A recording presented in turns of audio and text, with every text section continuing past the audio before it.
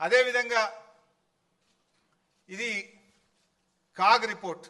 ఆ రోజు కాగ్ ఏం చెప్పిందో కూడా మనం చూస్తే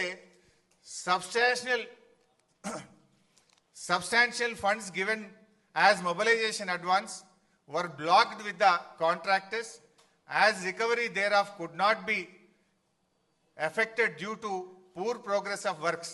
This way especially so in respect of Pranahita Chevella and Dumugudam Nagarjun Sagar tail ponds. అంటే కాగ్ కూడా ఆ రోజు కాంగ్రెస్ ప్రభుత్వం యొక్క పనిని తప్పుపట్టింది. అందులో కింద ఒక దగ్గర ప్రాణహిత చెవెల్ల 1052 కోట్లు మొబిలైజేషన్ అడ్వాన్స్ ఇచ్చిండ్రు అని చెప్పి ఆ రోజు కాగ్ తప్పుపట్టింది. వాస్తవానికి ఇది 2012 రిపోర్ట్. కానీ మొత్తంగా 2014 వరకు వాళ్ళు ఇచ్చిన మొబిలైజేషన్ అడ్వాన్స్ ఎంత అంటే 2328 కోట్లు. సర్వే అండ్ మొబిలైజేషన్ అడ్వాన్స్ పేరు మీద 2009 ఎన్నికల ముందు కాంట్రాక్టర్లకు ఇచ్చిండ్రు, జేబులు నింపుకున్నారు. 2014 ఎన్నికల ముందు కాంట్రాక్టర్లకు ఇచ్చిండ్రు, జేబులు నింపుకున్నారు. పని మాత్రం జరగలేదు.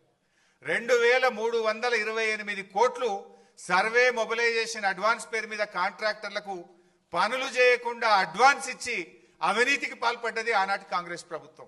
ఆనాటి కాంగ్రెస్ ప్రభుత్వంలో వీళ్ళే మంత్రులు శ్రీధర్ బాబు, ఉత్తమ్ కుమార్ రెడ్డి, కోమటిరెడ్డి వెంకటరెడ్డి. ఆనాడు రేవంత్ రెడ్డి తెలుగుదేశంలో ఉండి విమర్శలు చేసిండు. జలయజ్ఞం కాదు ధనయజ్ఞం అని మాట్లాడిండు.